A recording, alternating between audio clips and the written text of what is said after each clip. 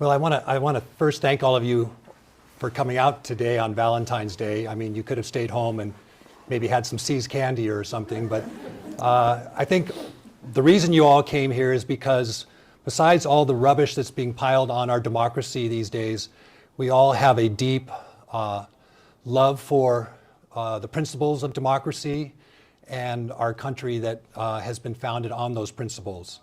We are in the semi-quincentennial year of our republic, which means our 250th anniversary year. And it seems very fitting on this President's Day weekend to take up the subject of democracy, because we are celebrating our two greatest presidents with President's Day on Monday, George Washington and Abraham Lincoln. I just want to say before I get started, though, that any ideas that are expressed, any good ideas that are expressed in this talk that I'm about to give, were garnered from listening to many, many talks by the founder of the Institute of World Culture, Professor Raghavan Iyer, and also reading a number of his writings, and especially in regards to this one, the book Parapolitics. So many ideas that are in this talk come from this wonderful book. So with no further ado, let me get started.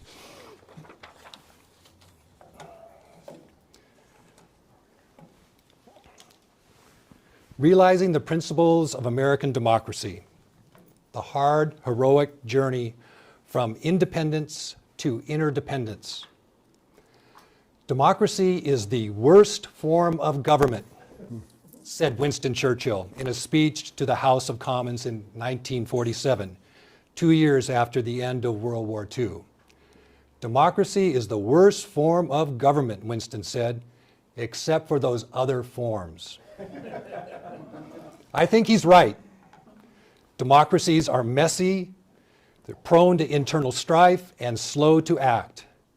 Yet despite a democracy's flaws, George Marshall, the great American leader during World War II, believed that once a democracy gets going, it can become an unrestrainable, unstoppable force for the good. For the billions of common salt-of-the-earth people throughout the world, democracy holds a universal appeal. Why is this the case? Is it the ability to choose one's leaders through elections that is so appealing? Is it the rule of law instead of the law of those who rule? Is it the idea of being a citizen rather than a subject? Is it the protection of individual rights and liberties? It is all of these, and possibly much, much more.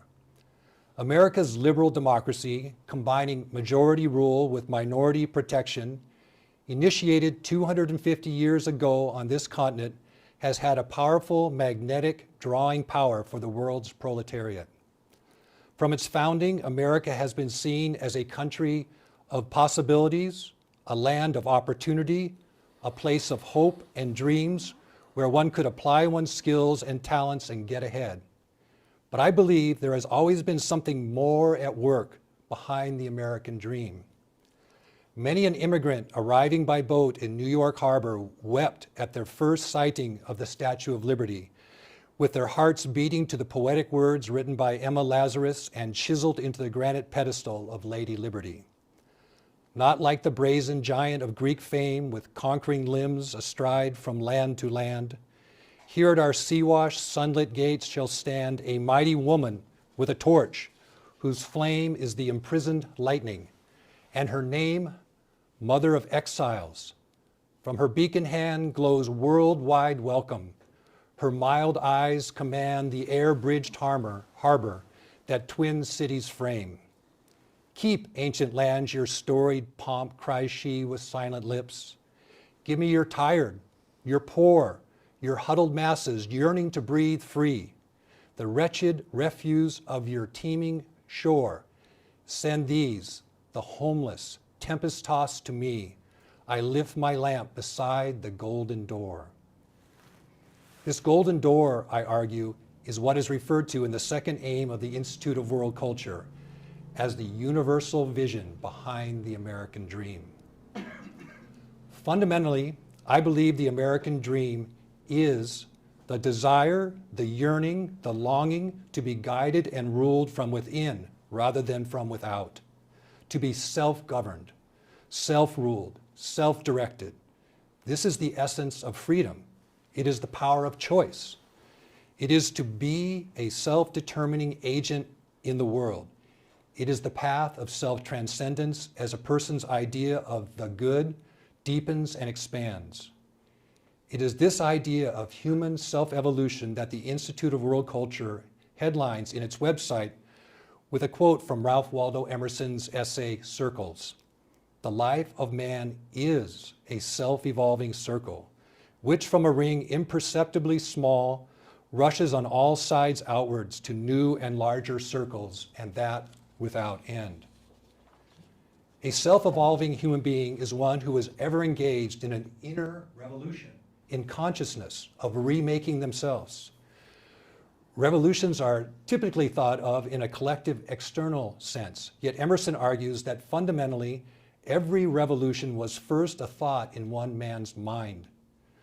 Professor Iyer, in his wonderful book, Parapolitics, speaks of this fundamental revolution as being rooted in self-awareness. As he writes in the chapter, The Fundamental Revolution, From Elitism to Equality, this revolution alters man's inner response to external events and is grounded in his very conception of himself. It depends for its force and direction on the nature, range, and depth of his self-consciousness. It is furthered whenever a man comes to see himself as a creator rather than a creature, as an agent, not as a victim, as a being necessarily involved in the act of defining himself through self-determination, self-expression, self-fulfillment to any degree, and self-actualization in whatever form. It's a beautiful statement. Professor Iyer goes on to point to three historical figures as embodiments of this fundamental revolution. The Buddha, who challenged the caste structure of Hinduism with a revolution of self-enlightenment, Socrates, who challenged the sophists and Athenian assembly with a revolution of self-correction, and Christ, who challenged the Pharisees and Romans with a revolution of self-surrender. Fundamental revolutions are not simply about exchanging one source of power for another. Fundamental revolutions begin as inner revolutions in self-consciousness around a new vision or ideal of how we human beings should live our lives. Initially, the ideational force behind the American Revolution was the longing for liberty. As the colonists demanded a voice in their own affairs with the cry of no taxation without representation, the king, bolstered by the Parliament of England, responded with ever-increasing oppression. The Stamp Act of 1765, the Townshend Act of 1767, the Tea Act of 1773. Finally, when relations between Britain and the colonies were stretched to the absolute limit, Tom Paine, invited to the colonies from England by Benjamin Franklin, burst onto the American stage with his pamphlet, Common Sense. Published in January 1776, 1 month ago, 250 years ago, Common Sense ignited America's outer revolution, which 6 months later, on July the 4th, became irreversible. A government of our own is our natural right, Paine demanded. The cause of America is in great measure the cause of all mankind, he declared.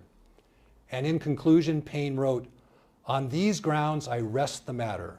Wherefore, instead of gazing at each other with suspicious or doubtful curiosity, let each of us hold out to his neighbor the hearty hand of friendship, and unite in drawing a line which, like an act of oblivion, shall bury in forgetfulness every former dissension.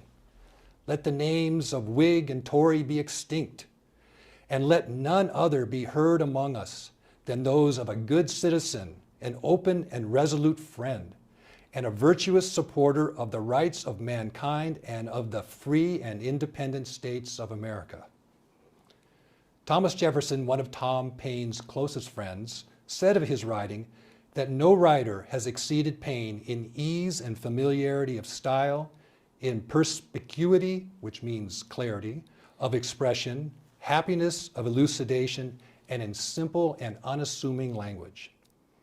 Finally, with the issuance of the Declaration of Independence, written by Thomas Jefferson and strongly assisted by Tom Paine, America, conceived in liberty, as Abraham Lincoln states in the Gettysburg Address, declared its complete separation from Britain, leading to the bloody Revolutionary War with its tremendous heroism and self-sacrifice. At the beginning of the second paragraph of the Declaration of Independence, there are written 13 pithy words which sounded the keynote and set the foundation stone for this country of ours. These resonating words are, "We hold these truths to be self-evident, that all men are created equal." It is Benjamin Franklin who lined out Jefferson's phrase, "sacred and undeniable," and replaced it with the single word, "self-evident," which shifts the emphasis of this sentence from one of faith to one of reason. Human equality, like human brotherhood, is both an ideal to be striven for, but also a fact in nature that can be realized by any human being's power of reasoning. To echo a statement of Claude de Saint-Martin that Professor Iyer was fond of quoting, "The ideal is only truth at a distance." With this 13-word phrase embedded in the Declaration of Independence, America became the first democracy ever to be founded on an ideal, a universal principle, or as Abraham Lincoln put it in the Gettysburg Address, dedicated to the proposition that all men are created equal. The founding of the United States of America was truly a new order of the ages, a novus ordo seclorum.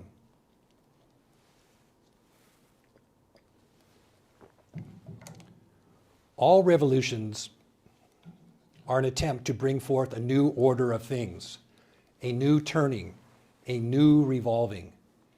If this turning is also an evolving, then it necessitates an upward spiraling. Fundamental revolutions involve a breaking down of an old order and a building up of a new order. There is a deconstructive phase that is often violent and destructive, and a constructive phase where thought forms, relationships, and systems are reconceived, realigned, and reestablished. This can easily be seen with the arc of the American Revolution, which began gradually with more open rebellions, transitioning into full-on war, and finally with the destructive phases cessation, the writing of our Constitution, and the creation of the United States of America. As an historical aside, as all the state delegates began to sign the Constitution into the law of the land, Benjamin Franklin commented that he had often wondered whether the painted sun on the back of the elevated chair that the mostly silent George Washington presided in was a rising or a setting sun. As he confided to another delegate, "It is with great happiness to know that it is a rising and not a setting sun." This expression of uncharacteristic optimism by the pragmatic Franklin came with a cautionary warning only moments later. As Franklin descended the steps of Independence Hall, Elizabeth Willing Powell called up to him, "Well, doctor, what have we got? A republic or a monarchy?" Franklin's famous response was, "A republic, if you can keep it." To which Miss Powell asked, "And why not keep it?" To which Franklin replied, thinking of a democracy's vulnerability to manipulation by corrupt demagogues, "Because the people, on tasting the dish, are always disposed to eat more of it than does them good." Unfortunately, America was not just founded on an aspirational ideal. It was founded also on a blatant contradiction to that ideal, slavery. As Thomas Jefferson once said, "We have the wolf by the ears, and we can neither hold him nor safely let him go." 80+ years after the signing of the Declaration of Independence, the collective conscience of Americans could no longer keep a grip on this wolf of hypocrisy. Our country broke apart immediately after Abraham Lincoln was elected president, when the southern states began seceding from the Union. This triggered the Civil War, America's second revolution, leading to America's second founding, and the post-war period of Reconstruction with the inclusion of the 13th, 14th, and 15th Amendments to the Constitution abolishing the institution of slavery. While America's first revolution was essentially about achieving liberty, America's second revolution was ultimately a striving for equality. As Abraham Lincoln put it in the Gettysburg Address, creating a nation that in practice is dedicated to the proposition that all men are created equal.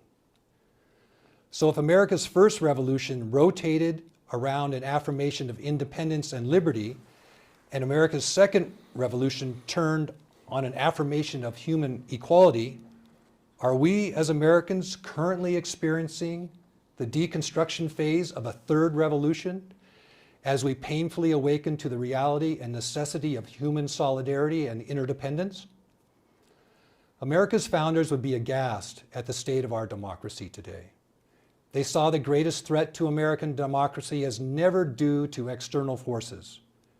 George Washington warned in his famous farewell address that intense political factionalism and partisanship could lead to cunning, ambitious, and unprincipled men seizing power and destroying the republic. Likewise, Abraham Lincoln, in his famous Lyceum speech, delivered 22 years before he became president, warned that Americans may very well one day become disillusioned with their government and, out of desperation, turn to an Alexander, a Caesar, or a Napoleon. As he declared, "At what point is the approach of danger to be expected? I answer, if it ever reaches us, it must spring up amongst us. It cannot come from abroad. If destruction be our lot, we must ourselves be its author and finisher. As a nation of free men, we must live through all time or die by suicide." As John Adams, our second president, warned, "We have no government armed with power capable of contending with human passions unbridled by morality. Avarice, ambition, and revenge would break the strongest cords of our Constitution as a whale goes through a net." Perhaps it was Alexander Hamilton of modern musical fame who saw this danger to our democracy most clearly and vividly. As he prophesied, "When a man unprincipled in private life, desperate in his fortune, bold in his temper, despotic in his ordinary demeanor, known to have scoffed in private at the principles of liberty, when such a man is seen to mount the hobby horse of popularity, to join in the cry of danger to liberty, to take every opportunity of embarrassing the general government and bringing it under suspicion, to flatter and fall in with all the nonsense of the zealots of the day, it may justly be suspected that his object is to throw things into confusion, that he may ride the storm and direct the whirlwind." A contemporary writer could not have more clearly described our current president and his rise to power. It is almost beyond comprehension that our federal government would unleash violent, mass, paramilitary marauders on American cities with unrestrained license to murder in cold blood completely innocent citizens like Rene Good and Alex Pretty, and then have the audacity to absolve these murderers while attempting to gaslight us into not believing what we have seen with our own eyes from multiple overlapping first-hand videos. Are we now living in a dystopian Orwellian America where bold-faced lies have become our government's official stated truths? All of us here today, and most everyone in our country, knows we have traveled quite a way on a very dangerous road which could lead to the complete collapse of our democracy. Our constitutional structure of separation of powers is in shatters. A supine Congress supplicates to the president. The Supreme Court is in his back pocket. And for the most part, the fourth branch of our democracy, we the people, have remained docile, minding our own business. But preserving and protecting our democracy is every citizen's business.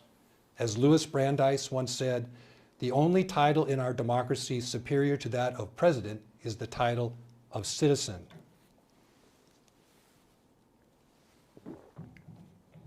If we are indeed squarely in the deconstructive phase of America's third revolution, what do we as citizens of this beautiful country do? How do we keep our heads, as Robert Frost wrote, when all about us are losing theirs. First, I would say, as painful as it is, we must bear witness to the attacks that are breaking away the foundation stones of our democracy. We need to face and penetrate with unflinching eyes the ugliness, the selfishness, the anti-democratic evils currently at work. The most corrupting aspect of power is the absolute unwillingness to relinquish it. Our current president would like nothing more than to dispense with our democracy. Right now, this administration is doing everything it can to prevent free and fair elections this coming November. So very first, we can't just out of sadness and disillusionment turn our gaze or run away. We need to bear witness. The ache, the sorrow, the suffering we feel in our hearts for our struggling democracy is our conscience awakening to interdependence.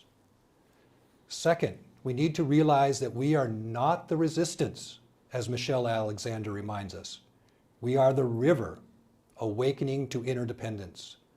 Those consumed with fear and hatred who want to pit us against each other, American against American, to divide and separate us with their racism, their misanthropy, their misogyny, their homophobia, their so-called Christian nationalism, they are the resistance. The frostbit Minnesotans in their hand-knitted pointy red hats blowing their plastic whistles while phone videoing the viciousness of this federal government do not call themselves protesters or resistors. They call themselves protectors. And they are not just protecting those that our federal government wants to disenfranchise. They are grassroots heroes, attempting with every fiber of their being, and in many cases putting their very lives on the line to preserve and protect our democracy. What Professor Iyer loved about America and Americans in general is our enthusiastic, fearless ability to put our founding ideals, our longings for excellence, our inventive ideas into practice. In essence, isn't this what it means to be woke? To take high ideals out of the realm of the abstract and creatively embody them and instantiate them in the arena of practice. More than anything on the physical plane, America's greatest resource has always been our lofty ideals and fresh ideas. Our greatest treasure is not to be found in Fort Knox. It is our innovative, multicultural people. Have Americans so easily forgotten that diversity, equity, and inclusion are the silk threads woven into the tapestry of our democracy? As a blending melting pot of humanity, shouldn't we be celebrating our diversity? Are we to close the golden door to the American dream and no longer be the land of equal opportunity? Is America no longer to embrace with arms of welcoming inclusion all the people who long to legally live here? Instead of DEI, diversity, equity, and inclusion, are we to become a country of UIE, uniformity, injustice, and exclusion? Where's the joy in that? Now is not a time to be treading water. Second then, lest we succumb to the heat of all this hateful rhetoric, we need to plunge into that river which leads towards human interdependence, human fellowship, human brotherhood, human solidarity. I don't think any of you brave souls who chose to come to this meeting on democracy would deny that things look pretty grim for America right now. Professor Iyer often warned that in the very near future, there may not even be a USA. And yet he also said that things are never going so well as when they appear to be going so bad. If we are indeed in the early disruptive phases of America's third revolution, we may have reached that point in time where the internal enemies of American democracy have fully exposed themselves and their despotic intentions to the gradually awakening but still disoriented eyes of the general public. Yet, as Tom Paine wrote, these are the times that try men's souls.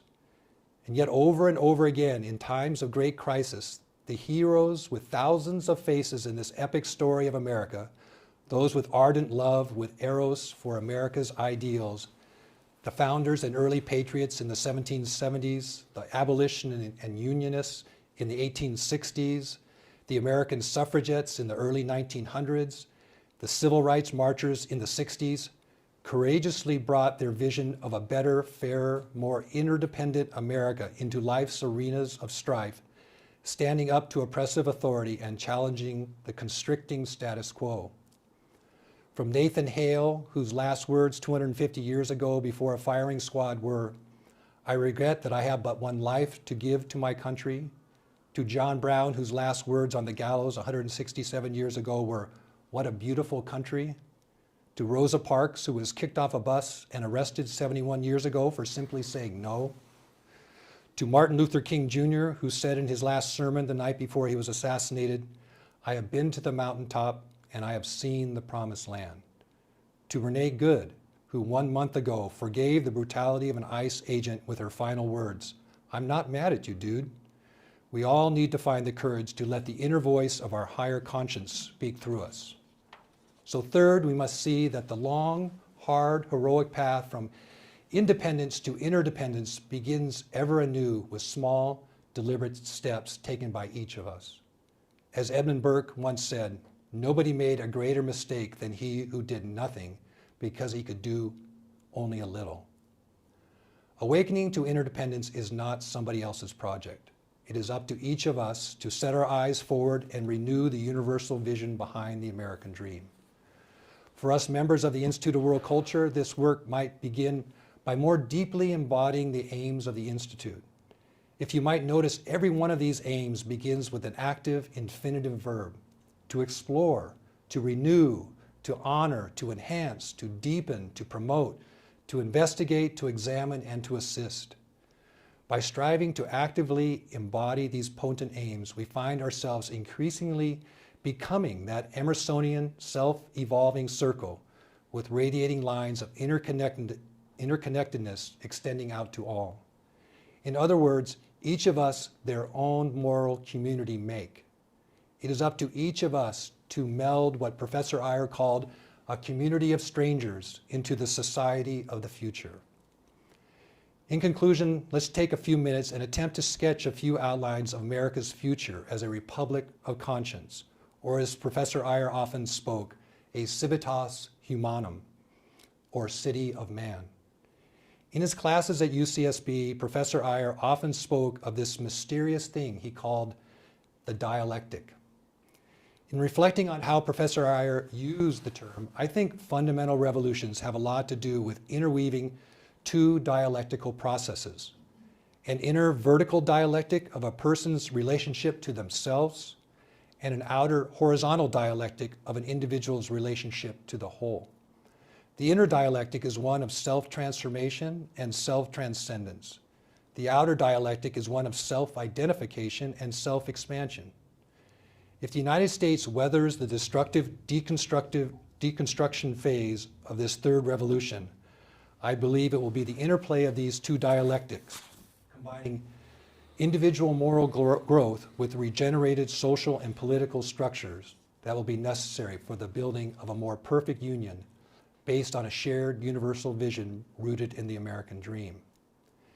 In Professor Tepfer's talk 1 month ago at the Institute of World Culture on awakening to interdependence, he emphasized the importance of trust. Trust, I believe, will be the alchemical elixir needed for this rebuilding to occur. Trust begins as self-trust. As Emerson said in his essay, Self-Reliance, "Trust thyself, every heart vibrates to that iron string." It has been said that if human beings truly trusted that their neighbor meant them no harm, 3/4 of the world's violence would immediately come to an end. So first and foremost, this fundamental revolution of awakening to interdependence has to do with forging relationships of unconditional trust. Secondly, we need to find ways to switch from a psychology of scarcity to a psychology of abundance. The more we revel in the realms of potential and possibility, the more we begin to see that America's greatest resource is its driving ideals and its people with their multicultural blend of creative perspectives and ideas, which is exemplified by this institute, by the way. Removing obstacles to every individual's pursuit of happiness is the best way for America to maintain itself as a dynamic, thriving democracy. This could be assisted by what Professor Iyer recommends in the Unfinished Dream chapter in Parapolitics, which is the GAI, or the Guaranteed Annual Income, or as Andrew Yang calls it, the UBI, or universal basic income. Having this reliable foundational income will become increasingly necessary as large sectors of our economy get temporarily displaced or altogether replaced by artificial intelligence. Third, school curriculums need to be revamped to emphasize moral education or character building, blending the heart and the hands with the head. As Thoreau said, how can you expect a harvest of thought without a seed time of character? For our democracy not to become a sham, it depends on its participants sharing common basic moral values like the Golden Rule or the virtues of tolerance and civility that Professor Iyer writes of in the 4th chapter of Parapolitics. America's founders all believed that a well-educated citizenry which encourages the development of the classic virtues was vital to the healthy functioning of our democracy. George Washington emphasized the common education of the youth. Thomas Jefferson considered the universal diffusion of knowledge as essential to maintaining freedom. And James Madison predicted that without a well-informed and educated populace, our democracy would end as a farce or a tragedy. At the conclusion of America's second revolution, Congress seized the opportunity to abolish slavery with the 13th, 14th, and 15th Amendments to the Constitution. If indeed we are at the outset of America's third revolution, perhaps upon its conclusion we will have a fresh opportunity to rewrite some of our Constitution, incorporating the ideal of interdependence. Here are just a few ideas. Our new Bill of Rights could eliminate homelessness with a right to housing and make all types of health care, including compassionate, progressive mental health and drug addiction services, universal and easily accessible. This new Bill of Rights could include, as Gandhi suggested, a Bill of Duties, which for one could require every young adult to enlist for 2 years in a branch of their choosing, not of the military, but of an American Service Corps, protecting the environment, working on community projects, helping new immigrants settle, for example. The Bill of Duties could also include a duty tax on an individual's or corporate business's excessive net worth to rein in wealth concentration that has aggregated in the hands of a small coterie of elites. The Second Amendment could be modernized to eliminate all automatic weapons, which I'm sure the founders would heartily approve. The Constitution's third article regarding the judiciary could put a 2-decade term limit on federal judgeships, especially the Supreme Court. The Constitution's first and second articles could put a wealth cap on all federally elected officials and include stronger enforcement requirements for the already established Code of Ethics for government service. The Electoral College, with all its gerrymandering nonsense, could simply be eradicated with direct popular or ranked choice voting. Our judicial system could be reoriented towards restorative justice, encouraging rehabilitation and reintegration like Finland's, rather than just simply meting out retributive punishment. Living at a time of such political strife could certainly be seen as living in the worst of times. But if we recall how Charles Dickens begins his novel, A Tale of Two Cities, from a certain detached, higher perspective, it could also be seen as the best of times. As Ralph Waldo Emerson, who lived through the Civil War and America's Second Revolution, says in The American Scholar, "If there is any period one would desire to be born in, is it not the age of revolution, when the old and the new stand side by side and admit of being compared, when the energies of all men are searched by fear and by hope, when the historic glories of the old can be compensated by the rich possibilities of the new era."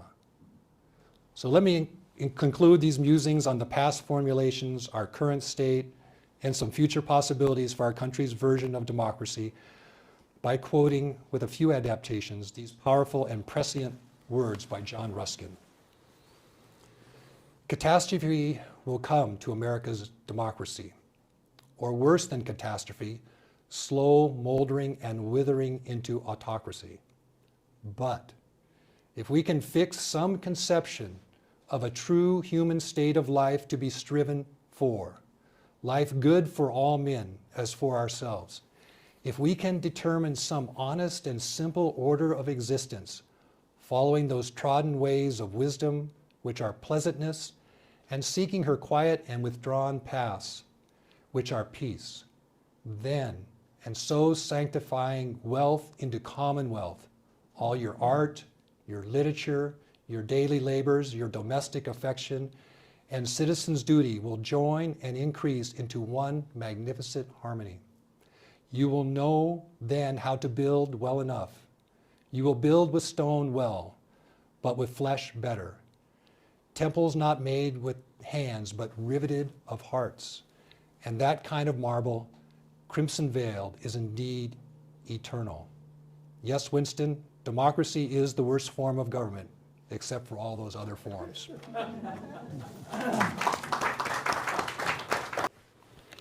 Cliff, you need to run for office.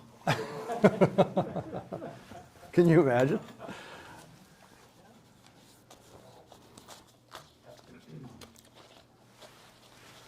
So, thank you all for coming. And it's an honor to be here. And thank you all current board members for doing such a marvelous job with this auditorium here. It's really got the charm and the graces of a wonderful place. So my talk will be a little shorter because we're looking forward to the conversation that will come out of all this. I will present perhaps a little bit of a different analysis about the revolutions. But the dialogue and dialectic is important, as we were saying. You could look at that we're in the middle of a fourth revolution. It's just a different way of saying something. And if you look at the first revolution, being 1776, where people are saying it's time to learn to think for ourselves. There's all men are created equal. That includes you, King George. You're not any more different than the rest of us, and so that we are allowed life, liberty, and the pursuit of happiness do not come from kings. They don't come from anything. They don't come from external, any kind of external authority. They come from just being a human being. And that this is a self-evident truth. And as Cliff mentioned, the idea of a self-evident truth is moving from, you could say, the cult of personality, which is really what an imperial rulership is, to the domain of reason, something that we all have access to. So one's freedom doesn't come from the government. It comes from whatever, it comes from God, a lot of people would say. It comes from the higher self, other people would say, depending on one's orientation. But whatever it is, it comes from that which is divine. So that's like the first revolution, you could say. Now, it was an imperfect beginning, as was said before. There were slaves, and so that leads to the second revolution. But it's interesting, I'll just say one thing before we start talking about Abraham Lincoln, is that Martin Luther King in 1963, in his I Have a Dream speech, he took pains to point out that the country was actually started on a very high note. He didn't say that it just started wrong and we have to do away with it, we got to start over. But with the Declaration of Independence and saying that all men are created equal, he was saying precisely that. And he was issuing a promissory note to the future. And then he says, oh, by the way, we're here to collect on the check. So that's what we're doing here. So we're here to redeem the promise, is basically what he was saying. So he's like saying, in the beginning of the country, you had a high ideal and you weren't ready to implement the entire thing. And we're going to take you at your word for it. But at some point, we got to redeem the check. And this is it. It's 1963. So that was kind of, at least that's kind of my take on that. So getting to the second revolution with the Civil War and Abraham Lincoln, that is one where it was time to redeem the check of equality in a way, but even that was not able to equalize all of society. But it was a birth, like the first revolution was, a bloody birth, where, you know, a large percentage of the population died in the war.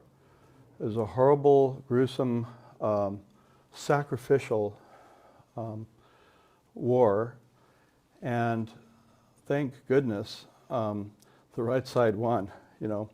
But speaking of the dialectic, Abraham Lincoln was one to surround himself with a variety of what was it called? A cabinet of disagreeing. I forgot there's a name for Doris Kearns Goodwin wrote that book. Team of rivals. Team of rivals, thank you. He surrounded himself with a team of rivals, and he used that kind of intellectual rivalry to be able to sift through what all these different cabinet members were trying to say. So he's very good at listening, and he's very good at storytelling. And between those two things, and his persistence, and being a man of principle, he was able to be that kind of solid rock in the storm, you could say. That horrible war was 5 years, I believe, which is unbelievable for a war to last that long. But the American Revolution was 8 years. That's something I learned recently. So, I mean, how could these people endure such a thing? Then, another kind of a little slightly different analysis, you could say, because really it was about 83 years. If you take the 250 years that we're in and divide that into 3 with 4 points, 1776, 1860, 1859, 1860, then 1942, then now, 83 years, 83 years, 83 years. It's a way of looking at it. So World War II. And I noticed that each one of these 83-year cycles is exactly 1,000 months. So 1,000 months, 1,000 months, like that. Okay, so what's going on with World War II? It's another bloody birth. But that was when this country really stepped forward and says, and based on principle once again, and a big bloody birth again, of I am my brother's keeper. So that was the revolution. So it's a trajectory of nodal points, revolutions, bloody births, transition points, moving from independence to interdependence. So first you have the independence of we're declaring our independence from the king. King's not doing his job. We have the right to do this. So this is what's happening. And so forth. The second one is a step in the direction of interdependence with declaring the Emancipation Proclamation and insisting that the Union stay together. So that is saying, we want the Union to stay together. No, we're not going to let you go have your little immoral country. You know, we're going to stay here and we're going to be a union. Why? Because we're interdependent. And we have something that we're building for the future. So that's basically the strength of Lincoln. Then moving a further direction with World War II. And, well, who would be the great figure? Who would be the president? I'm saying it's Eisenhower.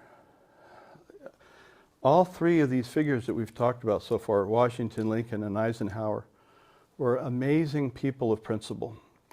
They all exemplified wisdom in action.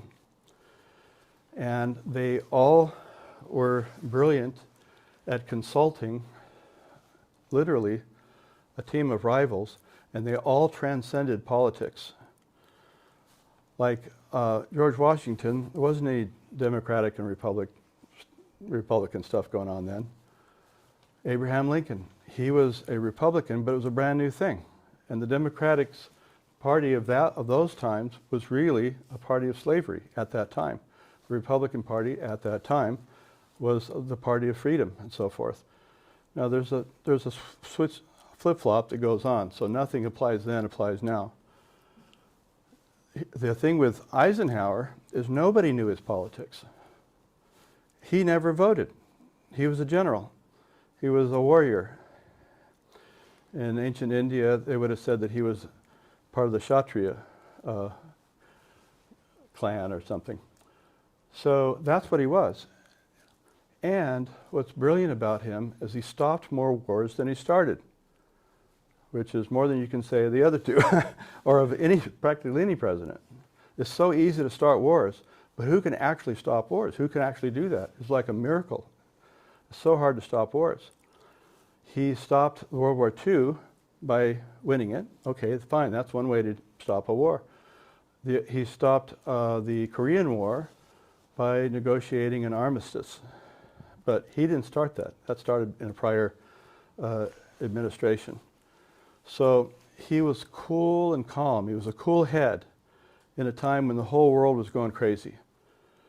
And so to me, that is a revolution in the direction of this trajectory of going from independence to interdependence. Now, well, what about now? It's 250 years. What's Jonathan going to say? Okay, I have no idea. But basically I'm saying it's all of us, as was indicated by my co-speaker. But instead of it being freedom from a given autocrat, which is an important thing to be concerned about, this somewhat student of history would say that it is it is awakening to a whole new understanding of democracy. Because after all, we don't live in a democracy, we live in a constitutional republic. And it's a representative government, etc. So, but what's the heart of democracy? Not the technical definition of it. It's the heart is when people care. Like when Gorbachev wrote his perestroika, every time he was talking about democracy, he was talking about how much people care. You can tell in all of his sentences and paragraphs. Getting people engaged, getting people to participate. So in other words, a democracy, the success of a democracy is not exactly how many people vote or whether they vote for the right thing, but instead, do they care? Are they indifferent, or are they passionate about what's going on, about the larger systems and larger realities than themselves? That's the release of the higher will in the decentralized theater of a population. So that's what these 10 aims of the Institute are about. And you could say that going to this idea of interdependence, you could say, in a way, that we need to become aware of economic systems and of the tyranny of the extraction economy. Now, what do I mean by that? In the times of the American Revolution, what the revolutionaries were upset about, triggered a lot by the Boston Tea Party, was the East Indian Trading corporation. And that was one of the first publicly traded corporations. And my daughter showed me 20 years ago a graph outlining all the boxes you can check of corporations compared to psychopaths. And they're all self-centered, they all don't care about the future, they all don't care about anything except for themselves and their own survival. So, and then you have industrial corporations that produce something. Making it even worse, you have the financialization of the economy. So it's like the people at the top doing this extraction economy of pulling the life out of the culture and making money with money.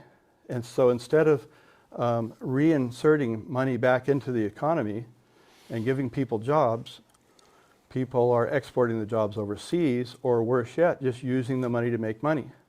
So it's called the financialization. And I first learned about this by talking to a labor union person. That's what he was saying. That's what he thinks is the heart of the problem. So instead of producing things to help others, it's the opposite of Gandhi's spinning wheel. Because then you're making something. And to me, the end of that kind of a trajectory of going towards interdependence is Gandhi's spinning wheel, because it's a universalization and an individuation all at the same time. And it's probably why, I suspect, why at the end of his life, when they were trying to figure out what kind of a symbol that they're going to put on the Indian flag, and everybody wanted to put the chakra circle with all the different colors representing all the world's religions, and say, see, India is so multicultural, and the plurality of religions, and it's a brotherhood in that way. Gandhi didn't want that. He wanted that spinning wheel.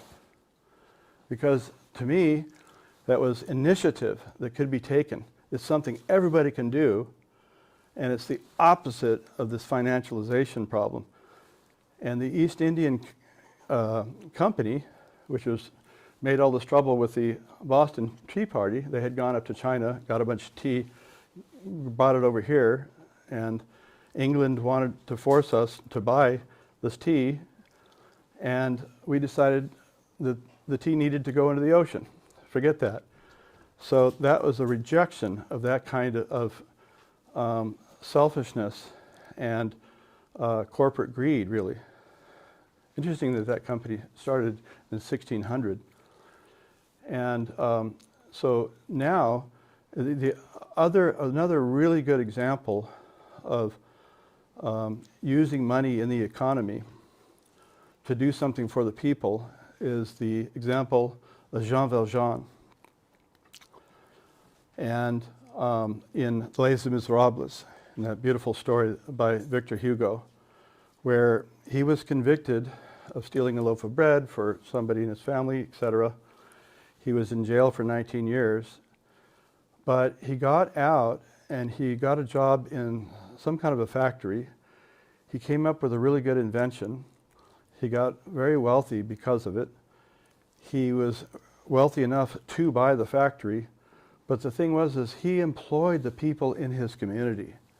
So here's this guy that was accused of everything, but he was the most virtuous man. So in other words, he was giving back, and so he was his brother's keeper, right? But he gave them a sense of dignity. He gave them work and so forth. So these are some ideas. Actually, I was going to mention, I think I'll say a few of my thoughts that I put together regarding the 10 aims.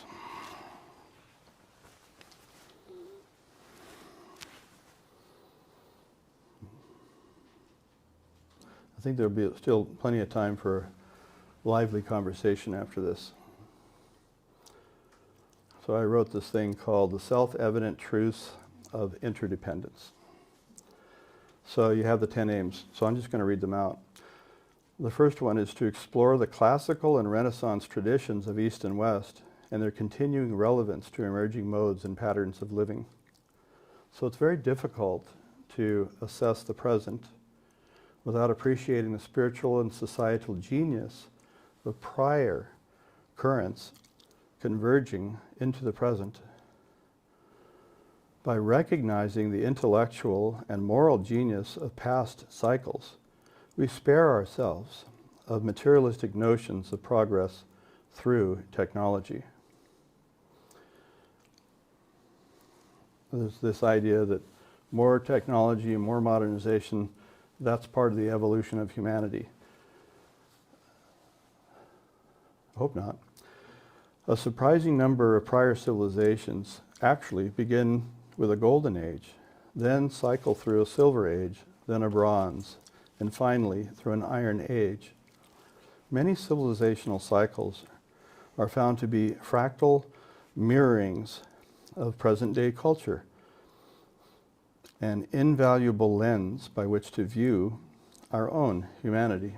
In this sense, in studying the genius of prior civilizations, Eastern or Western, we are potentially unlocking our highest potential in this age.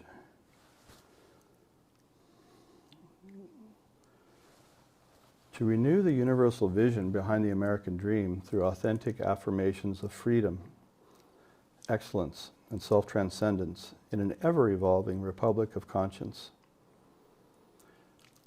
The American dream is rooted in what the Declaration of Interdependence is grounded in, the divine eye of universal vision. From this spiritual plateau comes the ability to recognize and have confidence in the inner voice of conscience, the source of inner self-rule.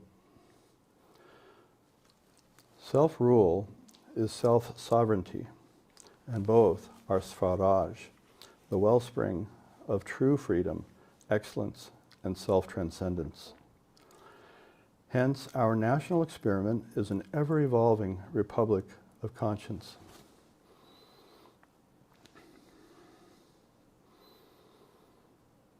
That idea of a republic of conscience is the idea that we're not a republic of a given king or queen or a monarch. We're a republic of conscience. What is the right thing to do?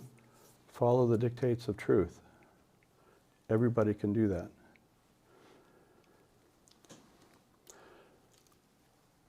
Three, to honor through appropriate observance the contributions of men and women of all ages to world culture. So world culture, what is that? It is elusive, to say the least.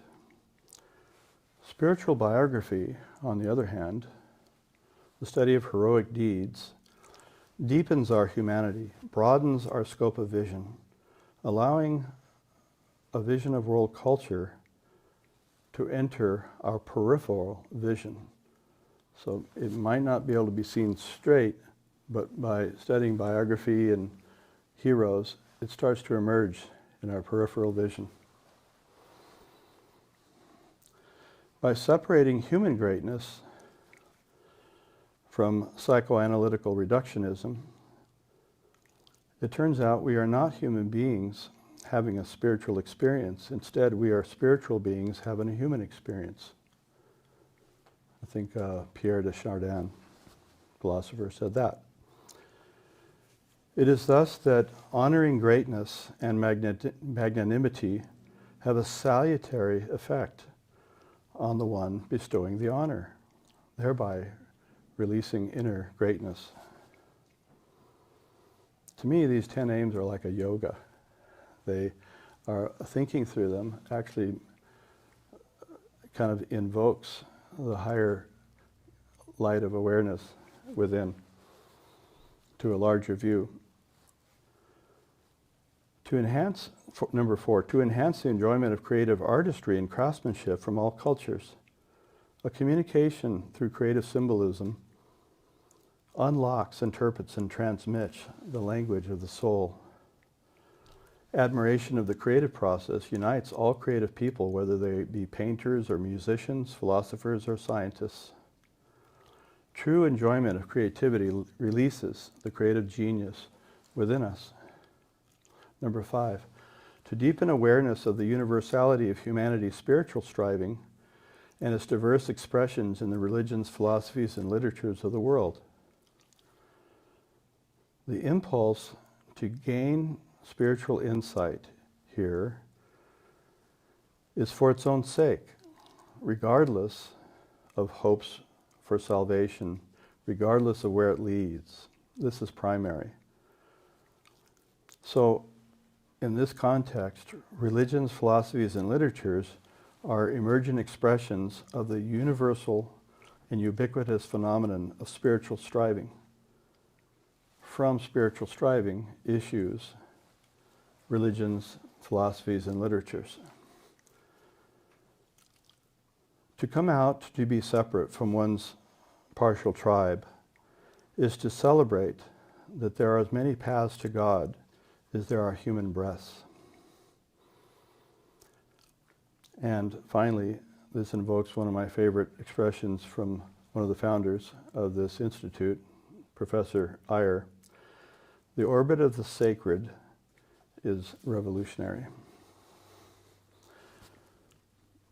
So, number 6, to promote forums for fearless inquiry and constructive dialogue on the frontiers of science, self-transformation, and future societies. Fearlessness comes from love of truth, wherever it may lead us. For the fearless truth seeker, magnanimity is built into true debate. In true debate, a so-called opponent wants to know, really, where the other is coming from, sincerely hoping to learn something new from the exchange.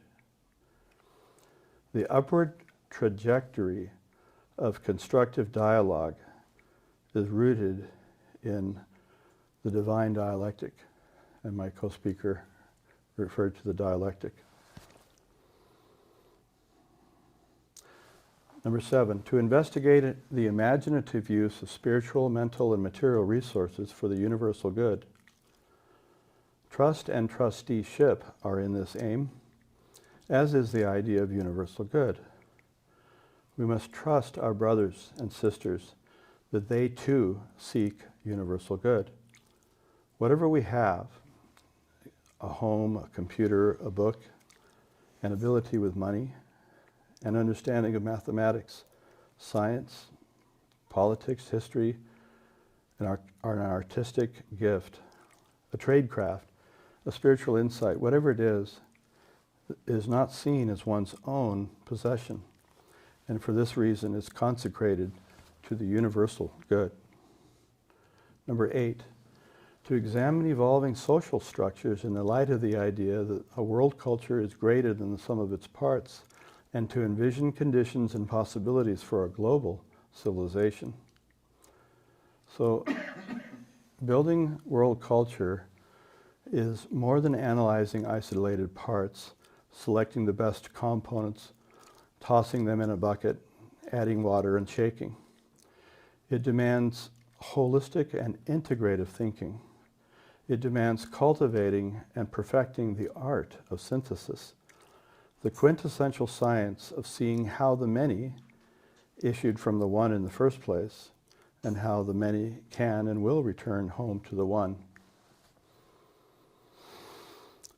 Number 9, to support the development of individuals of universal culture committed to growth in nonviolence of mind, generosity of heart, and harmony of soul. This is a summoning of souls, a call to action of fortune's favored soldiers.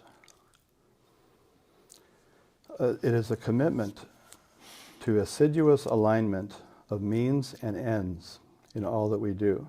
We can never let the ends justify the means.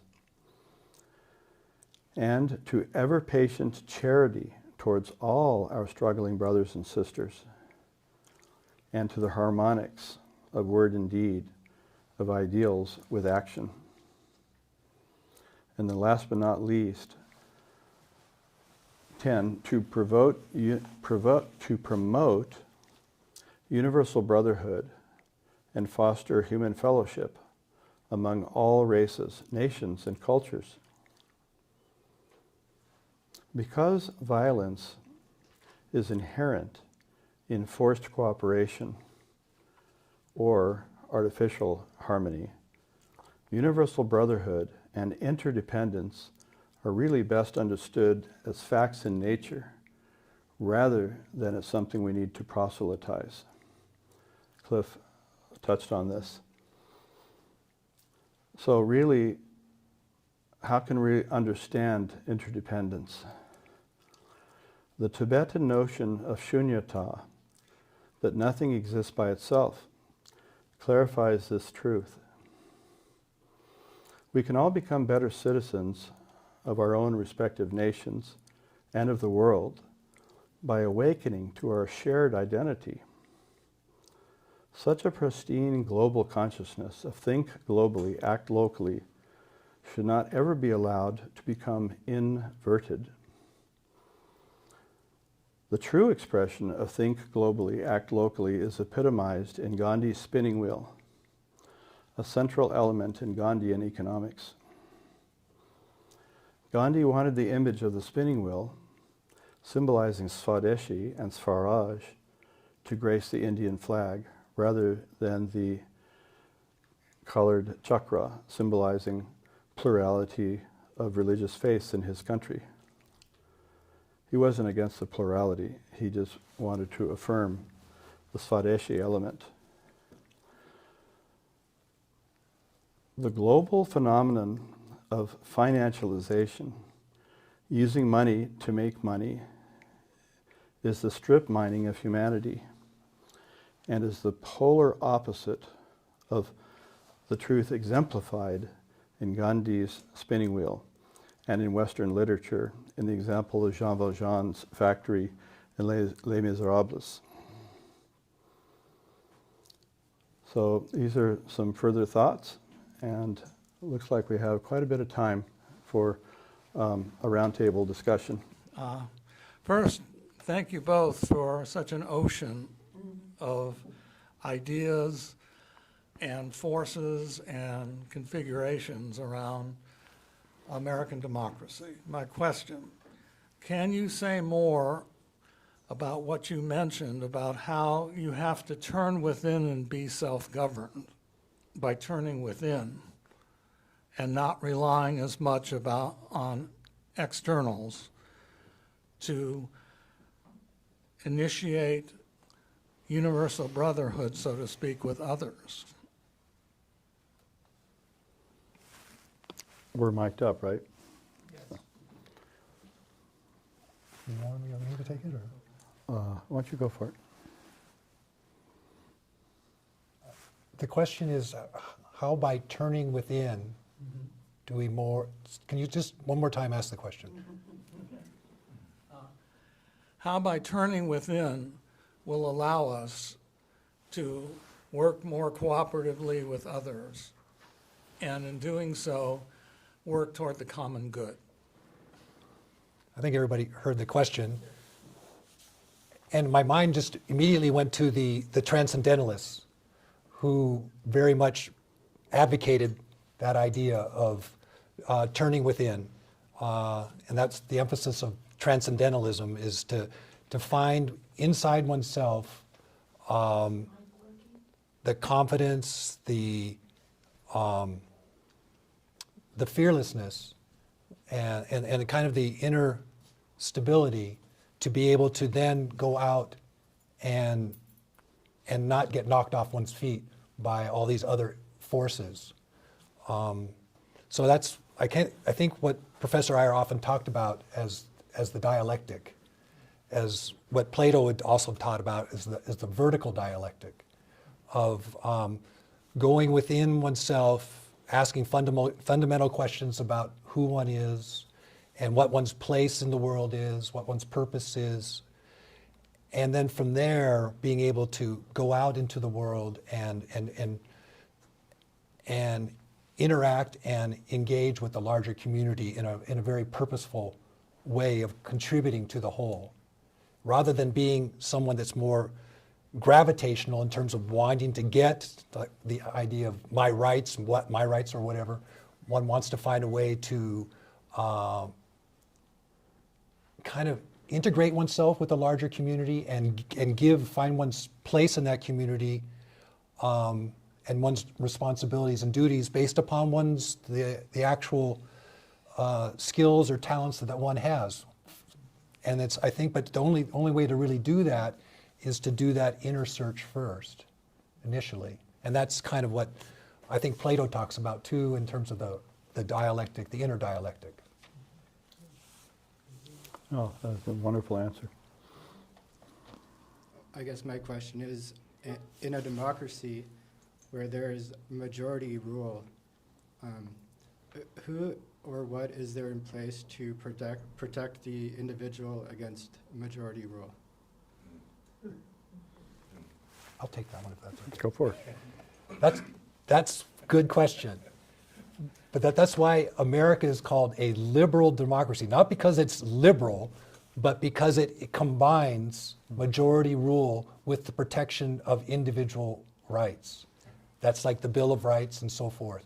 So that's what we're trying to diffuse the two, that it's not just about the majority, but it's also recognizing that there's going to be a whole community, a whole society of minorities, and they all need to be protected as well. And that's why one of the most powerful things about our democracy is the rule of law. The rule of law protects the rights of the individual.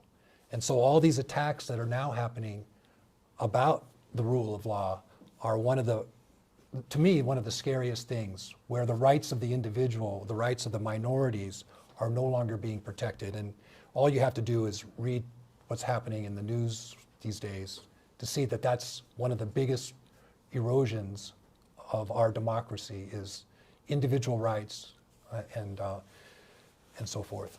Thank you.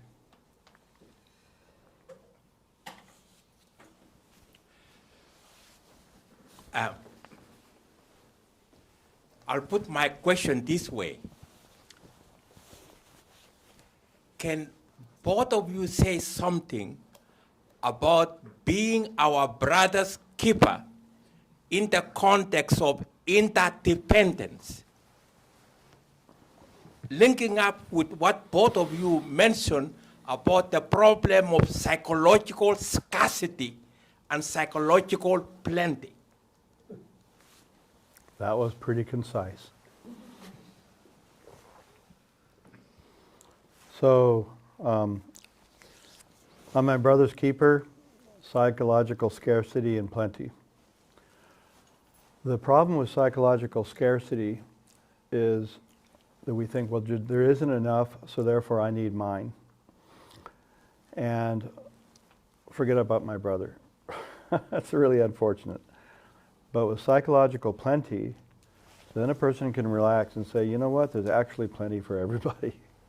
And that seems to be the journey and the trajectory of this experiment and this mobile trajectory, this ever-evolving republic of conscience.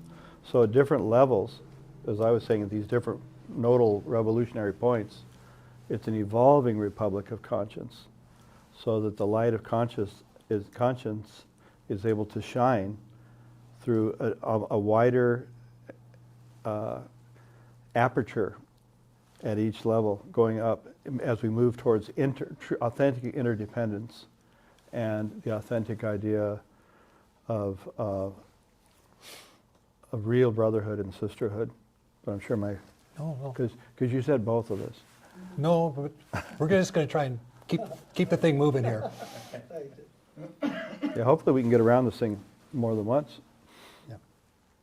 Yeah, the kind of a difficult problem that was brought up in terms of conscience about teaching values, morality in school. You know, we had this whole thing about the Ten Commandments going up in school, and so because it's connected with religion. So how do you teach values or morality in school when it's considered to be religious?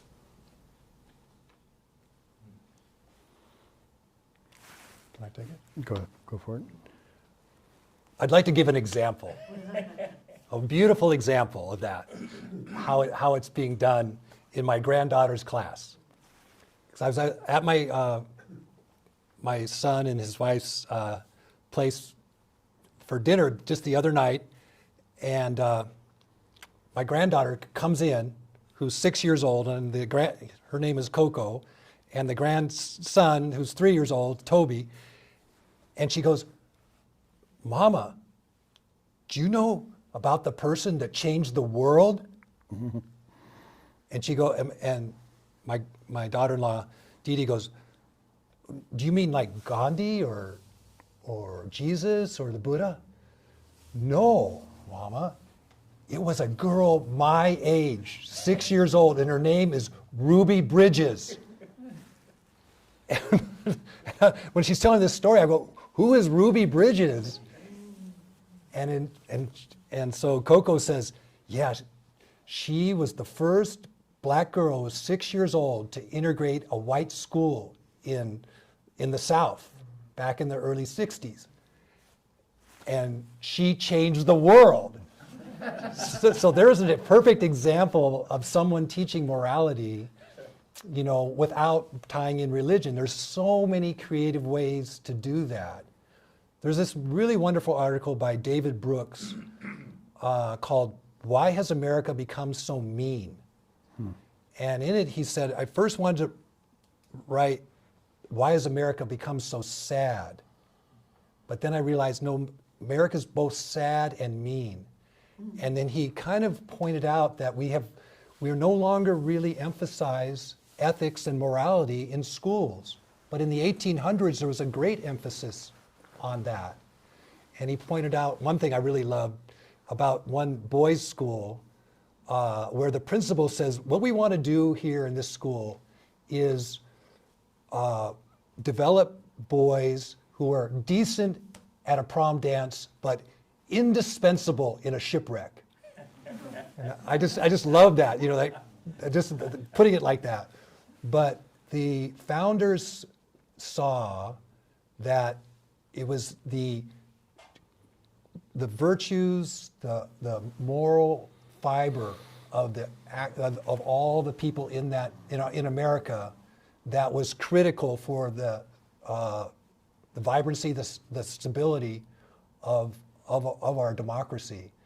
And so at Jefferson, you know, he gave all his books to a library, he got a college started, and throughout the early part of our country, that was an emphasis in school, was morality, but not necessarily tied to any particular religion, but the golden rule. That can be taught in so many different ways. Yeah. Dr. Iyer's wonderful chapter in Parapolitics about tolerance and civility. That can be taught to kindergartners and everyone. But that seems to be what is most needed. And it's just ironic, actually, that it's not only the semi-quincentennial of our country's founding this year, but in 3 days, it's also the semi-quincentennial not celebration, but recognition of the publishing of the first edition of Edward Gibbon's The Decline and Fall of the Roman Empire, which was published in February 17th, 1776. And one of the main aspects that he emphasizes in why Rome declined, there was a number of factors, was the loss of civic virtue. And it seems today there's some pretty strong parallels with that. So it's a big question, is how can we introduce non-sectarian morality to young children? It's really important. And that ties in, I think, also with connecting our schools more with nature, too, to understand that human beings are part of nature. And I think that, for some reason, I think that ties also into love for nature also ends up being love for other human beings, because we're all part of nature. So ethics and being tied in with nature would be great to have as part of our school system. Yeah, but storytelling seems to be the key, because then you can tell about different heroes, like Ruby Bridges. So. Why might it be the case that Americans might become much happier, but much more ethically tuned in to the ideas you're presenting, like equality and liberty and all, if they were to immerse themselves and learn about and wake up their own moral nature by getting to know the rest of the world, by a global vision. Why would one can say that, but why might they just become better human beings and not so mean if they really got to know the people and the cultures of the rest of the world?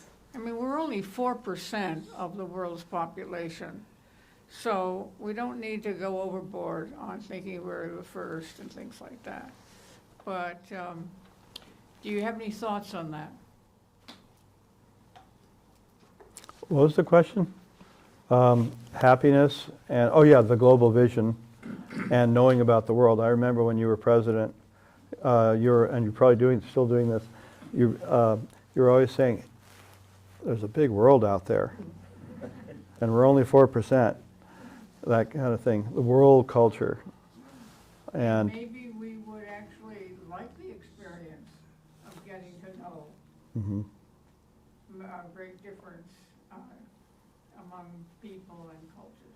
yeah, I'm always saying get geography. You know, they should say get milk, get geography, see how the other half lives, etc. You have anything? Well, I mean, just from a self-centered point of view, we're depriving ourselves of a great deal of joy in our lives by locking ourselves away from all the cultures of the world and all the people of the world. And our personal experience in traveling is that we in America seem to get so caught up in our heads, where when you go to some place like India or Costa Rica, which I've been to both, you feel a much stronger connection to a person from heart to heart. And you feel like people look into your soul. Here in America, we often don't really want to look each other in the eye, but the eyes and the heart are very much tied together. And that one quote that I said about if people had no fear of others, if they trusted each other, violence would just go away. And it's generally speaking, it's a fear of the unknown, because we think we create some boogeyman out of some other person. Once we actually get to know them, we go, oh my gosh, we have so much in common. So I think what you're saying is really, really important. I mean, the whole idea of the Peace Corps was kind of like, that was the intention behind it. But yeah, how do we do that? Instead of getting locked into our little 4% world over here. To continue on that theme, everyone, I think, would say the current situation is pretty undesirable. And yeah, people who are for immigration and against it and so on. But how could could it have been avoided? We had some angry people who voted in a certain way. And so could this have been avoided? Is there mechanisms by which the current undesirable divisions within the country could have been avoided? That's an easy one. It's a good one. I think the answer is yes, but he's going to elaborate on that. Well, we're kind of focused on this country here. We're only 4%. There's a whole big world going out there. So I think what's interesting about these 10 aims of the Institute is they are absolutely universal. They don't have anything to do with this 4%. They have everything to do with 4%. In other words, because the 4% is included in the 100%. So the other 96% can get just as much out of these 10 aims. Like I was calling them almost like a yoga. It's just a mind-expanding, mind-blowing journey going through those 10 aims. And I really think that learning how to think for ourselves, and remember what they used to call that learning critical thinking, right? but for the whole planet. It's almost like learning to think for ourselves now with AI and this extraction economy of corporations and so forth, is that, because the corporations are so much more powerful than countries are, so it's really almost not about countries, in some ways, is that to learn to think for ourselves and learn to think and the value of thought. So that's kind of how I approach the whole thing. Just to add to it really briefly, is I do remember Professor Iyer saying that it's a very difficult tension between inclusion and exclusion. That it's just that we can't just be complete wide open arm to everybody that wants to come here without some kind of process. But we're forfeiting the rule of law right now, our federal government. And so we've gotten to a point where we're no longer acting to protect individual rights. So we've come too far in trying to correct everything with this brutality that's going on right now. We probably could have, if we had a functioning government properly, over not just this one, but many, we probably could have figured out the balance between exclusion and inclusion and found legal pathways, but not be so cruel. America's becoming cruel. And that's the sad thing about it. We're hurting these people, but we're also hurting ourselves. Our conscience is crying for what we're doing to people right now. There could be avenues for people coming into the country legally and people that are here who want to stay. There can be avenues. I just drove through the country recently a couple of times. It's a big country with a lot of land. We're not thinking in terms of abundance, we're thinking in terms of scarcity. Yep. And that leads to meanness and selfishness. So there are ways, but it first requires kind of reorienting the compass in ourselves. Anyways. Yeah. Our liberal democracy has created this government for the people, by the people, and the third one is to the people. Of the people. Of the people. Okay. Well, my question is bluntly, how do you deal with those people that hijack the government for their own selfish reason? It's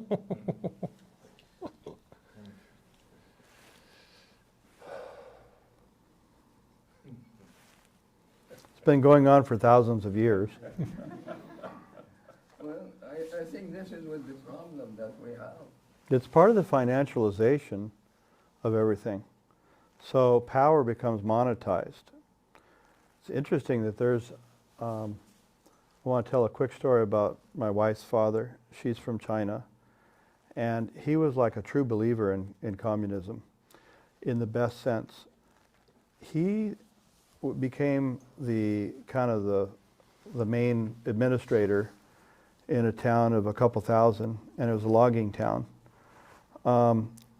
And he did the whole thing by not really saying very much. It was almost like the Ganesh principle. Less is more. But the thing is that people respected him the most is he never monetized his power. He died just as poor as everybody else. And even towards the end, in the 80s and the 90s, all of his friends in different towns that had equal power, they were starting to make fun of him for being so naive, okay? And you could be having all kinds of houses and riches and everything by now because you could monetize your power one way or another. He just was too simple and too pure.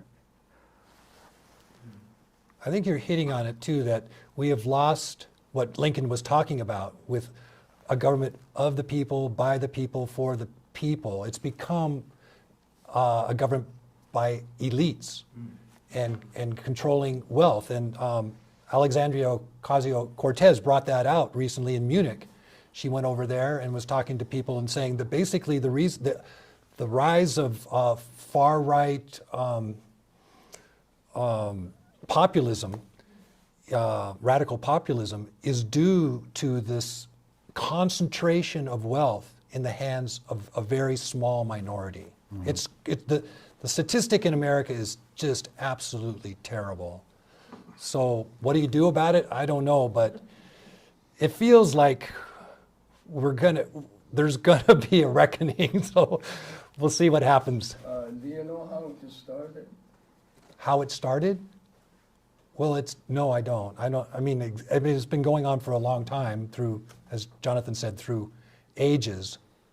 Carolyn knows. No, a quick fact, in last night's American Revolution. We can't hear you, you're getting into the mic. We can't hear you. Oh, Mike, Mike. we'll just give Carolyn the mic for a second. Very relevant to what you're saying, I wouldn't otherwise. One of the points at the end is that the Americans kind of limped and won the war, not in a spectacular way, but they did. But they were always out of money, and there was one man who supplied thousands and thousands of dollars. And that's who Washington would have to go. And I don't remember his name. I've heard before, but I don't remember his name.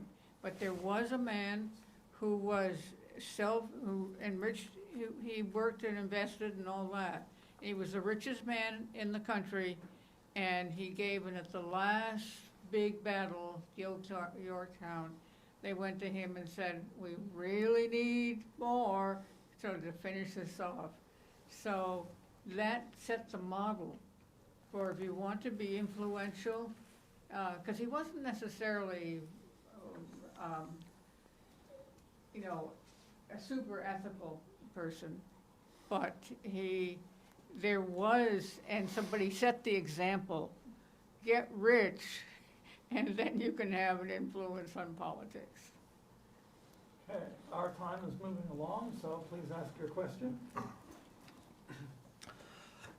Thank you for the wonderful presentation. When I was listening to your 10 points evolutionary democracy, it reminded me of the 10 Commandments, which I think that Rabbi Christ was very aware, and then he observed the actuality, the reality of what was happening that was in total opposition to the 10 Commandments, and therefore he threw all that gold that, they have turned the temple to a stock exchange or Chicago Board of Trade, and then the public decided, no, if we want that old way back, crucify him, crucify him, crucify him. And so they brought the Romans to put him in the cross.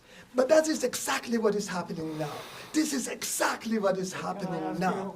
The question is, the elite that you made a reference to, the AI, the people who were in charge of the atomic nuclear bombs and destroyed the Marshall, the bikinis, the Hiroshima, are in charge of our life now. The corporation, the nameless people, the Plantiers, Googles, Metas, and our choices is our awakening.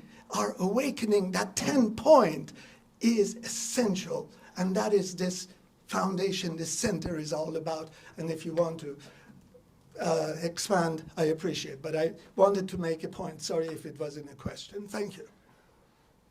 Well, I wanted to point out, this is a very potent weekend. Tomorrow is Shivaratri, and so Shiva has to do with destruction, but regeneration.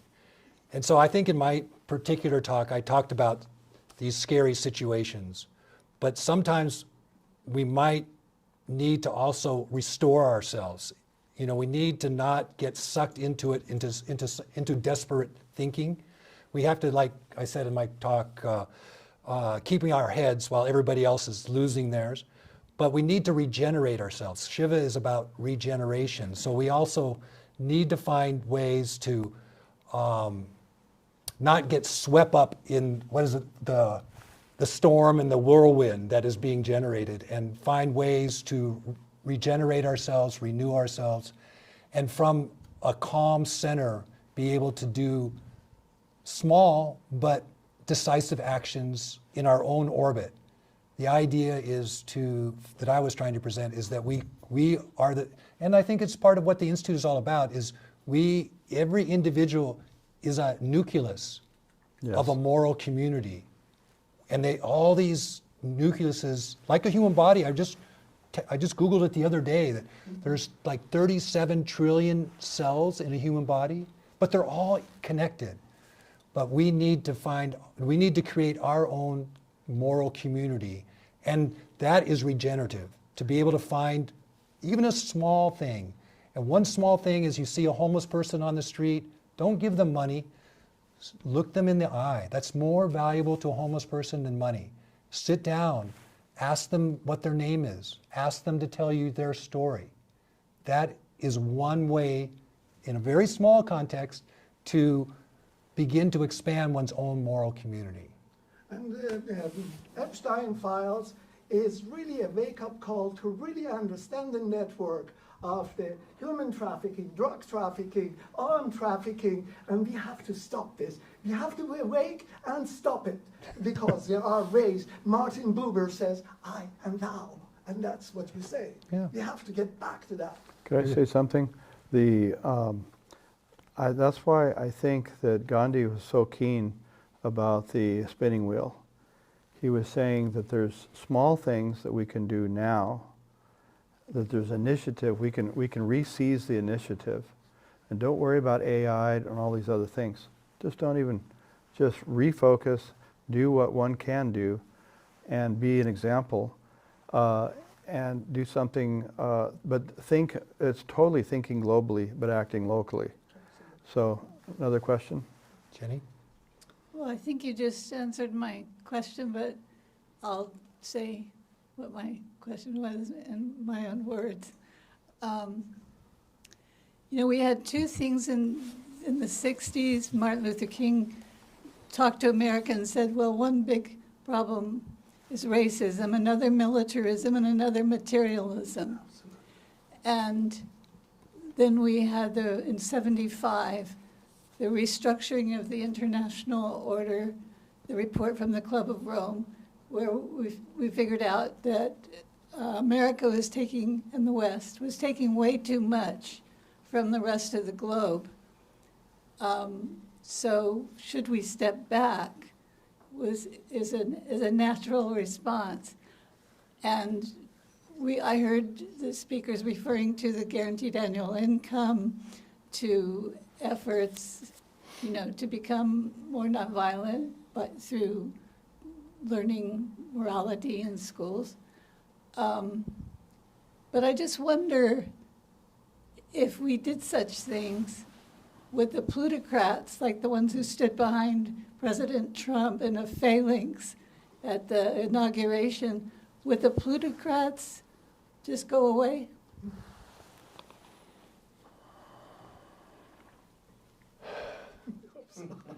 I think the only thing that comes to my mind right off the bat is a quote from Frederick Douglass, that one gets nothing without a serious demand. So I think we're getting to a point where people are getting fed up. And that's what I tried to express in my talk, is people's eyes are opening to the situation that you were describing. And so from that, who knows exactly how turbulent it will be, but it seems like we're on the threshold of potentially radical changes in this country that ideally will make things more fair. Kurt? Yes, again, thank you both for wonderful talks. Very moving. Kind of along the same line, I thought this is where Jonathan was going, and also Cliff, actually, at a certain point. Nonviolent non-cooperation, the spinning wheel, the salt march. Yes. It wasn't undermining directly authority, it was undermining the economy that supported that authority. You got it. And and we just recently heard a very, I thought, intelligent suggestion being made by one journalist that, yes, protests can be helpful. people coming out on the streets, people filming, as was mentioned, but daily economic. Yes. Each of us has we're making purchases every day. We're feeding an economy. And he was recommending that we have concerted action that dramatically affects the economy, like, a day without work, which was one of Gandhi's methods. Of course, it was a day of fasting and a day of prayer as well, so he brought the sacred into it. But the suggestion that this is one of the powers that the citizenry has is the use of their purse and how they spend their time. So I was wondering, do you have any thoughts about that? About one of the ways that we can be non-cooperative and have direct effect upon current government policies and so on is through an economic protest. Your talk was driving a lot on that, Jonathan. Okay. And also, there's affirmative things that a person, you protest is, vote with your wallet, et cetera, and with your conscience. But there's also the affirmation, and I really like the expression WWJV. I think it's got it right. What would Jean Valjean do? He could have been a plutocrat. It turns out that he was brilliant, but he just did the humble thing. I mean, there's so much opportunity when a person gets a little bit of resources to think that I'm a self-made person. But really, with this Gandhian trusteeship idea, it turns out, I'm just a trustee. I'm here to serve. But yeah, I think thinking about it a lot, doing one's own gardening would be an example. Creating one's own vegetables. Always helping whenever one can. I think it's just very small things, and then this opens up one's creativity. Thank you for the question. Something to think about. Since it's about Washington and Lincoln, my question would be, is there any one thing done by Washington and by Lincoln that you think could be exemplary and helpful if we were aware of it?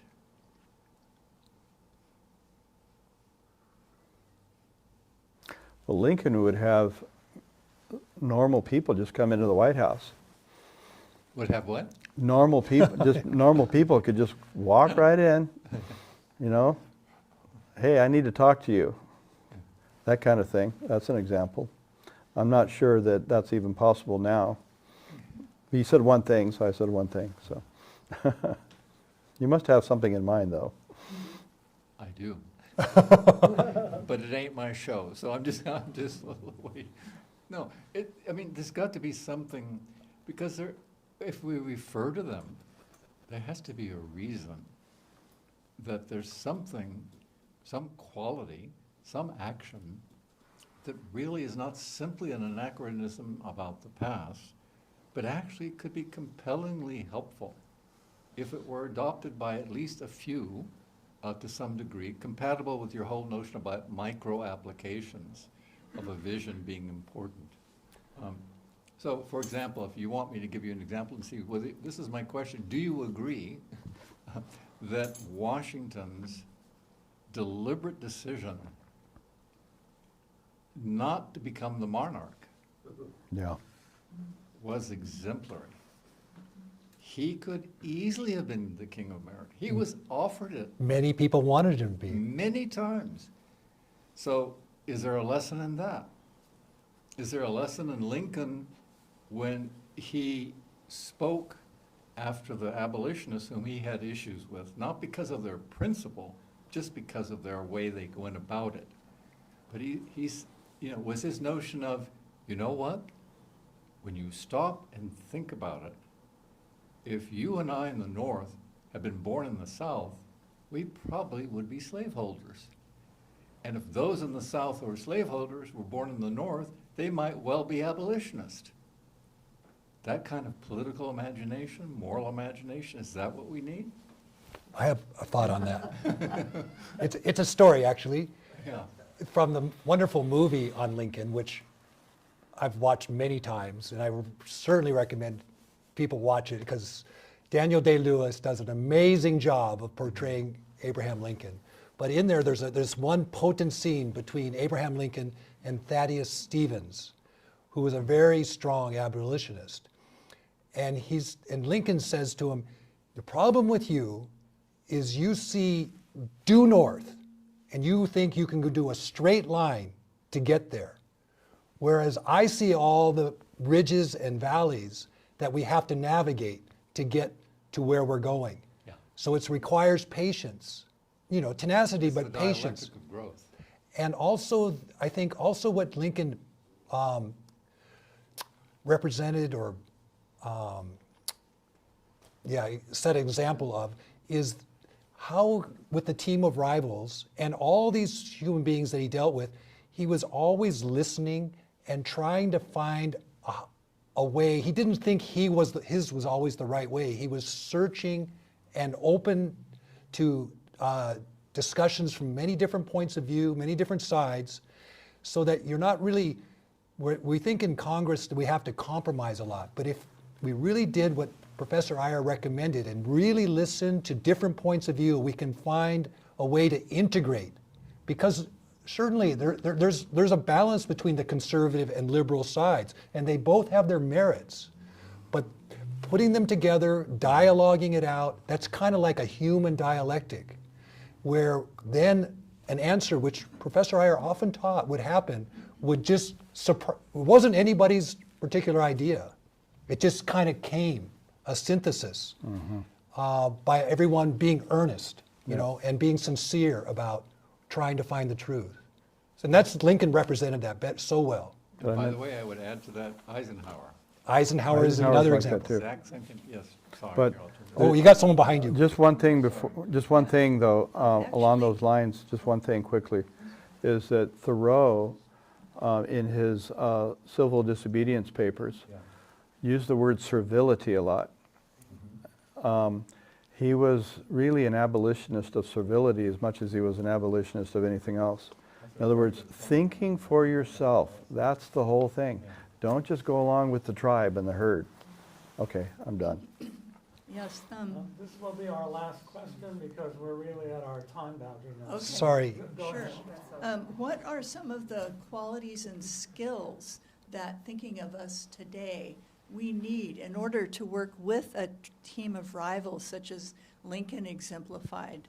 And you just mentioned one, of course, but are there, thinking of today, what qualities and skills are needed to be able to do as they did work with a team of rivals, so to speak? If you're a person of principles, you're not afraid of alternative points of view.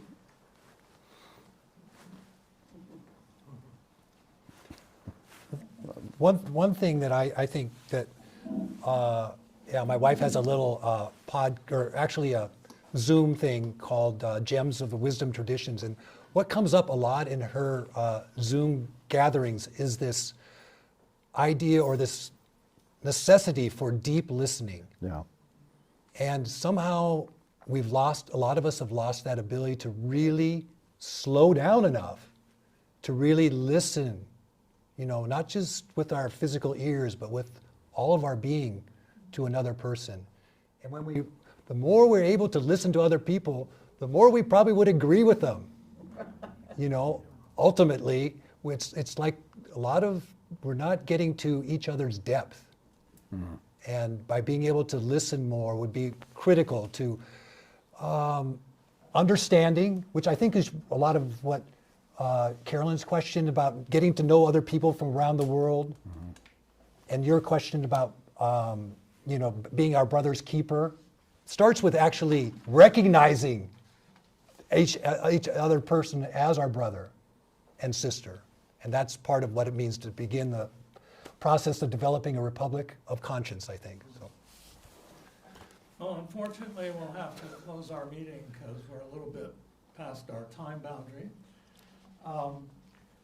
Before I give a vote of thanks for the Institute, I just want to remind everyone for our next meeting, March 7th, at 2 o'clock to 4 o'clock p.m. in this room in a forum. We'll have a young presenter, Ryan Quirk, who will speak about the autobiography of a yogi, the legacy of Paramahansa Yogananda. And Ryan is a very dynamic speaker, so we hope all of you in person and online will join us. That's Saturday, 2 p.m., March 7th. Well, on behalf of the Institute of World Culture, what can one say? We've been enriched by literally an ocean of ideas, of currents that we can put our toes into, and being reminded of much larger currents that are operating. And both of our speakers have been so dynamic and so forthright in terms of introducing us, reintroducing us to different ideas about the revolution, but also maybe different ideas about ourselves. And they certainly pointed out at the beginning, for example, that in fact, revolutions are not just external things where social structures change, but rather are part of a much more inner motion, a continual motion that goes on within human beings. And that in between both, we participate in experiments.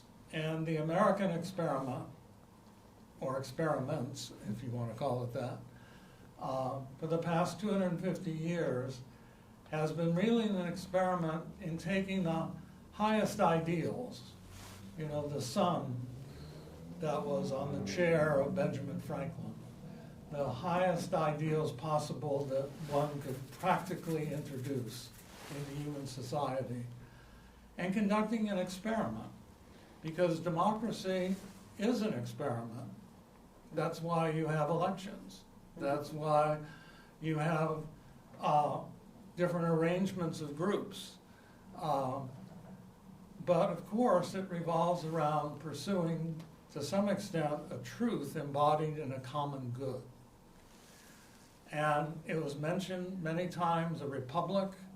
We should remind all of us what a republic is, republica, which is the public thing or the public good. And that means not too much self in the public good, if you want to reach the public good. And part of this republic, as was mentioned, was one of conscience. And both speakers really emphasized going in, being that rock, but given the external storm and all the inevitable changes in social structures that are coming about. But what does it mean to be that rock? It means to really get in touch with one's center, whether one does it through meditation, study of philosophy, or a combination of factors, experience in the world, but to become reflective such that one, as was pointed out, can choose, if one has the opportunity, to participate in a way that serves other people in addition to oneself, not just promotes oneself or even promotes one's good, but serve others to serve the common good. A whole different view. And that is maybe what might be referred to as the contemporary revolution. And both of our speakers were really excellent in bringing out so many of the different dimensions, and the questions that were raised here in person certainly complemented and enriched us. So on behalf of the Institute of World Culture and for all involved, we want to give our deep thanks and gratitude to the thought given by the speakers, as well as the great dialogue that we had in the room. So let's give our speakers a good round of applause.